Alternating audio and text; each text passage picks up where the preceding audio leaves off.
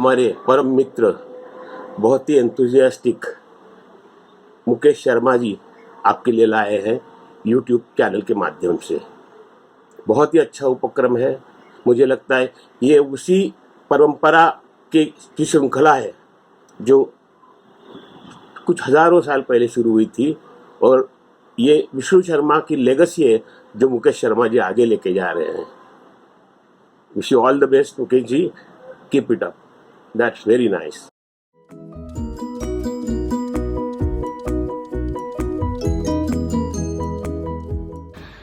स्वागत है आपका आज की कहानी में। नाम है द माउस ट्रैप, मतलब कहानी एक चूहेदानी की।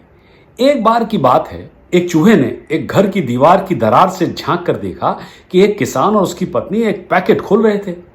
चूहे को लगा कि शायद वो चीज का डिब्बा होगा, मगर ये क्या, वो तो एक माउस ट्रैप यानी चूहेदान था। चूहा घबरा गया, उसे लगा कि अब तो तबाही निश्चित है। ये सोचकर वो घर के सभी जानवरों को सावधान करने के लिए भागा। सबसे पहले उसने मुर्गे को चेतावनी दी, घर में एक चूहादान है, घर में एक चूहादान है। मुर्गे ने झांका, सिर उठाकर कहा, चूहे राजा, मैं कह सकता हूं कि यह तुम्हारे लिए गंभीर चिंता का विषय है, लेकिन मेरे लिए कोई परेशानी की बात नहीं। अब चूहा सुअर की ओर मुड़ा और उससे कहा, घर में एक चूहादान है, घर में चूहादान है।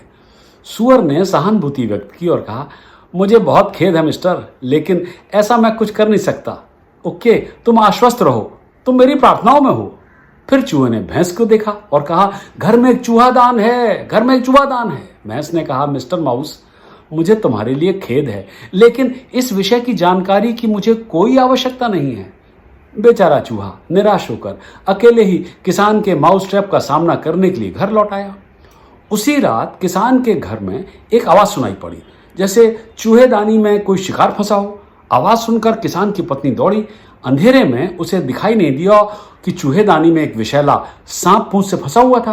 किसान की पत्नी का पैर सांप पर पड़ गया और सांप ने उसे काट लिया। उपचार के लिए किसान उसे अस्पताल लेकर भागा, और जब वो घर लौटा तो उसकी पत्नी को बुखार आ गया था। किसान के एक मित्र ने सलाह दी कि ताजे चिकन का सूप बुखार के लिए फायदेमंद होता है।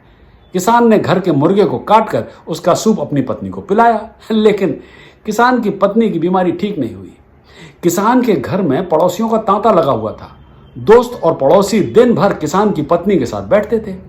अब उन्हें भोजन आदि के लिए किसान को सुअर काटना पड़ा उन्हें खिलाने के लिए, मगर किसान की पत्नी ठीक हुई नहीं, वो मर गई। सारा गांव उसके अंतिम संस्कार के लिए उसके घर में शामिल हुआ। इतने सारे लोगों को भोजन कराने के लिए अब किसान को अपनी भैंस को अवध करना पड़ा।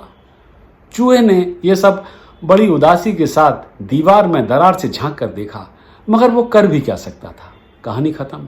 देखें क्या सीखा हमने चूहे राम की इस कहानी से। यही कि अगली बार जब आप ये सुनते हैं कि कोई व्यक्ति किसी समस्या का सामना कर रहा है और आप सोचते हैं कि उस समस्या से आपको कोई लेना देना नहीं है, तो याद रखिए कि आप भी जोखिम में पड़ सकते हैं।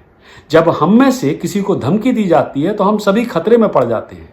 हम सभी जीवन की इस यात्रा में शामिल हैं और साथ साथ सफर कर रहे हैं। हमें एक दूसरे पर नजर रखनी चाहिए और एक दूसरे को प्रोत्साहित करने के लिए अतिरिक्त प्रयास करना चाहिए। हम में से प्रत्येक व्यक्ति हर दूसरे व्यक्ति के साथ एक डोर से बंधा हुआ है, जुड़ा हुआ है। अगली बार एक नई कहानी, एक नया संदेश, एक नई यात्रा। चैनल को सब्सक्राइब जरूर करें नई कहानियों के अलर्ट्स के लिए।